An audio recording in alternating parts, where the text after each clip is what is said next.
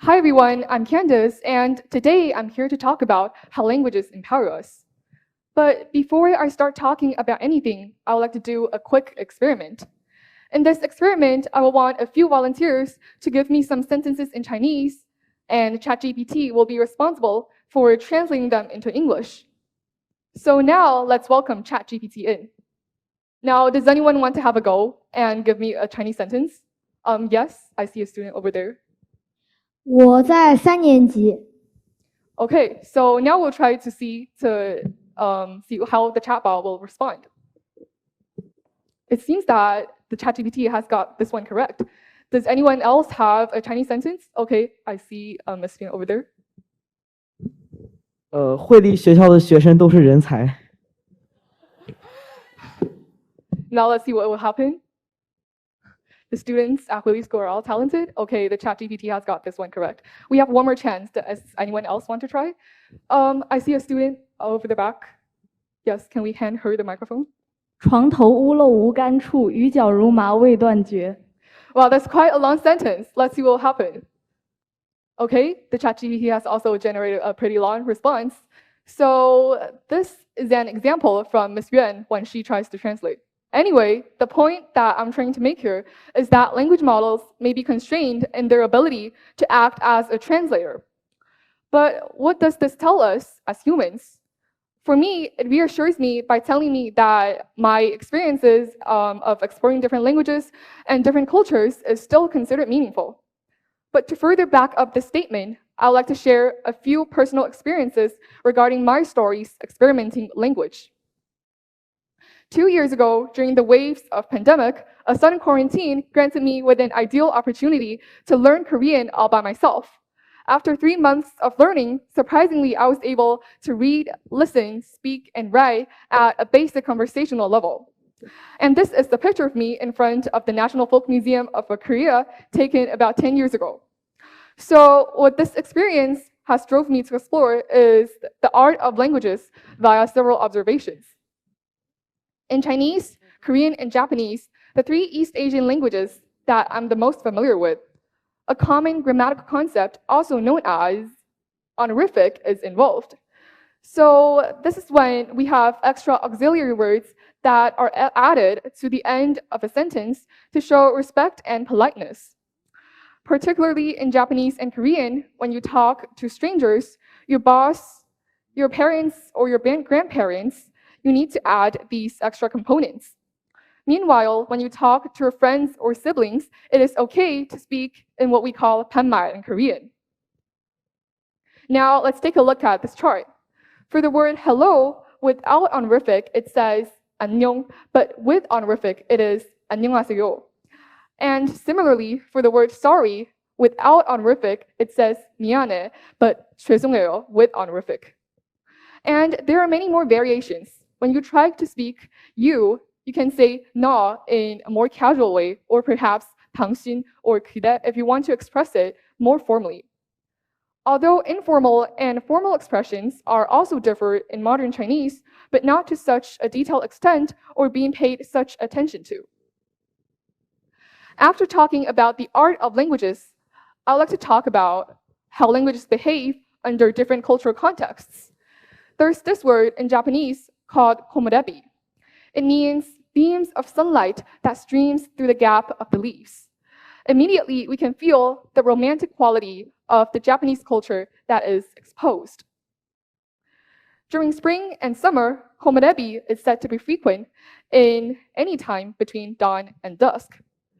Therefore, because of how common that people observe this phenomenon, it has sped up the cultural need to particularly invent a word to suit this need.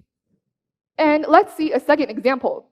So this word, it's from the Inuit people who lives as tribes in the North Pole. It says iktuarpak, which means an anticipation that keeps you looking out to see if anyone is coming. There are multiple factors that make the people need this expression. For example, the societal underdevelopment, the inconvenience in transportation, all destines a relatively low population. In this example, we witness how unique geographical features foster an improvement in language accuracy. And because of this bond that languages share with history, geography, and society, it helps us and inspires us to reevaluate its complexity. By learning a new language, we construct this bridge of sympathy and appreciation towards each and every culture that is embodied on this planet. After we have exploited so much creativity on how languages are different under different cultural contexts, there's one last derivative of it that I haven't mentioned before, also something that most of us as Chinese should be pretty familiar with. Now, can we have a drum roll here? And that is dialects. So I would like to start off by introducing its formation. In the past, people had a low demand for mobility. With natural barriers such as mountains and rivers, the same country is divided into smaller sections. So naturally, people who lived in the same area shared the same language. And this also enabled civilizations to form their own communication systems. Let's take a look at these two diagrams. In places such as South Zhejiang or Fujian, where the whole area is surrounded by mountains, the dialects slightly change as you move from place to place.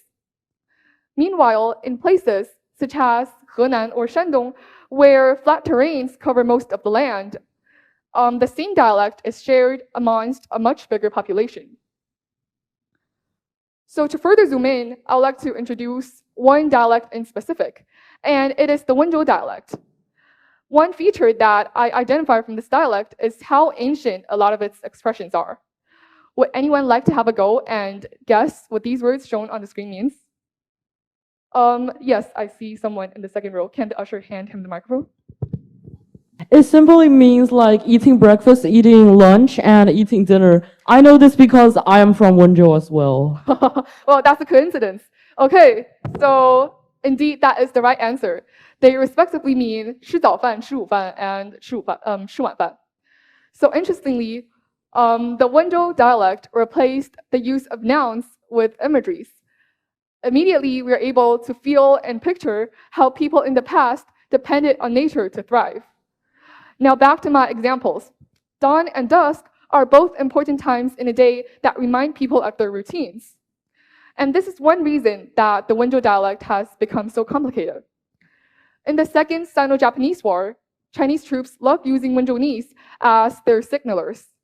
And the reason behind this is also pretty simple, just to make sure that all information would be kept secret effortlessly and none of these would be leaked. The Japanese still had found this puzzling. They tried to understand, but obviously they failed. Last but not least, back to my discussions regarding the power of AI. After elaborating so much on how much effort that human has put in to propel the development of language, we have elicited the conclusion that our ability to convey and communicate cannot be replaced by powerful AI technologies. But my response to this issue does not arrive at a dead end. We all have to admit that a proper amount of usage of AI technologies could help us reach better outcomes.